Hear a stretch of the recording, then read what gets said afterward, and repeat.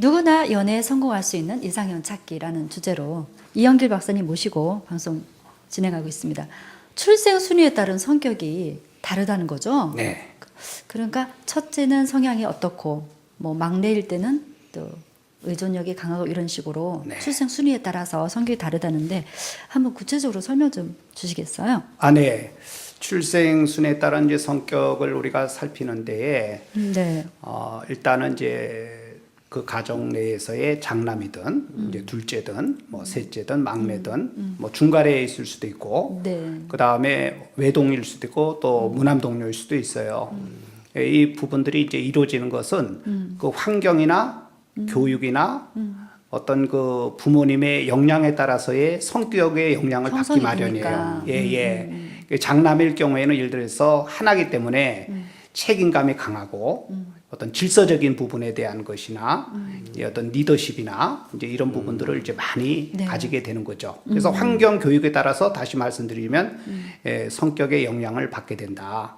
그런데 그런 면이 장점도 있고 단점도 있을 수가 있는데 네. 이제 그런 부분의 순서에 따라서의 이루어지지 않고 반대 현상이 나타났을 때는 무언가 잘못된 교육이 이루어지고 있다는 것이죠. 이것을 이제 애들러라는 그 개인 심리학파인데 이분이 있을 출생 그 서열에 대해서 주창을 했습니다. 근데 사실상 좀 안타깝게도 일부분만 나와 있기 때문에 제가 이 부분을 주위에 많은 교수님들이 임상을 좀 부탁을 해가지고 실질적으로 그 서열에 따른 출생 그 서열에 따른 사람들에 대한 성격을 구체적으로 이렇게 파악을 했어요. 그래서 오늘 아마 보여지는 화면에서 그 내용들이 아마 공개가 될 것입니다. 예. 그러니까 아마 막연하게는 그렇게 그러니까 아이를 낳아서 양육해 본 부모들은 조금은 공감할 수 있는 기본적으로 네.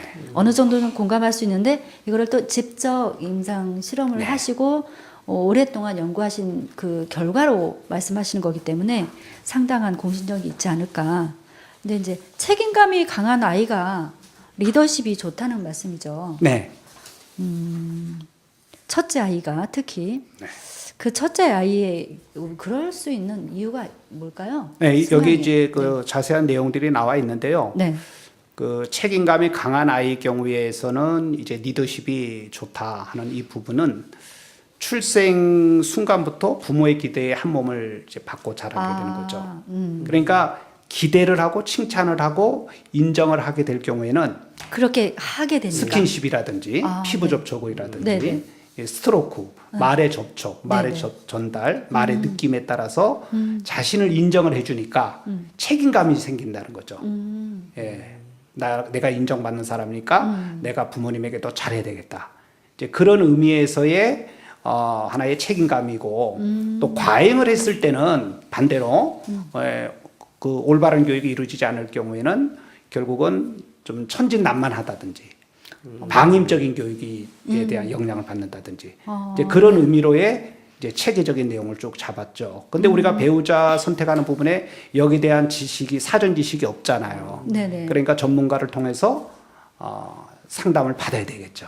그러면 책임감이 강한 아이가 또 첫째 아이가 책임감도 강하고 리더십이 있다고 했는데 다른 사람에게 인정받고 싶고 인정을 또 부모에게 받았기 때문에 인정을 주기도 하겠죠.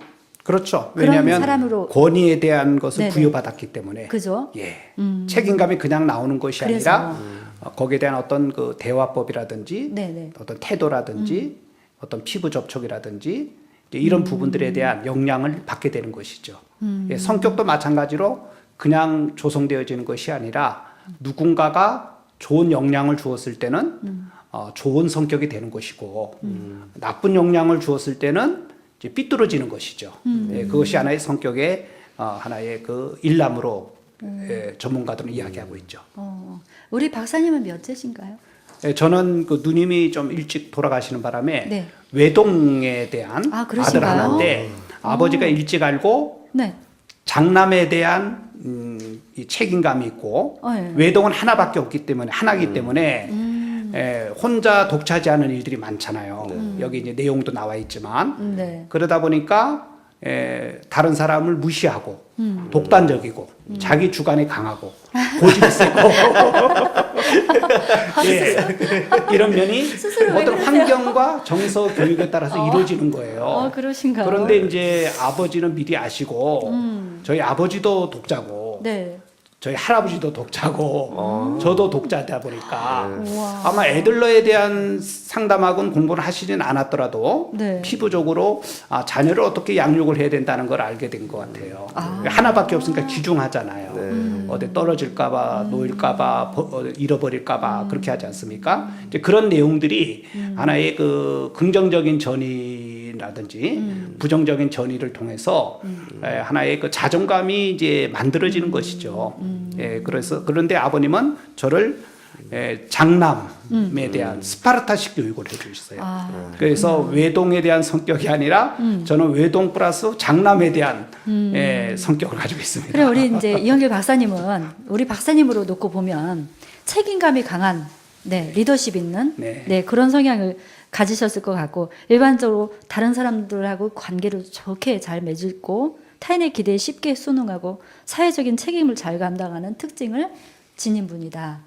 라고 이제 본인도 스스로 이렇게 아니에요. 처음에는 아닌가요? 좀 못난이였습니다. 제가 상당 공부를 하면서 네네. 알게 된 거죠. 누군가라도 이렇게 다 배워야 알게 되는 것이니까 네. 경험이 선생보다 낫다고 그랬잖아요. 네. 또 지름길이라고 그랬고 네. 그래서 지금은 좀 많이 나아졌는데 이전에는 좀 많이 못난이었습니다. 우리 박사님은 제가 존경하지 않을 수가 없네요. 본인 자신을 너무 낮추시고 내려놓으시고 겸손하셔서 좀 전혀 포장이 안 되시는데요. 네.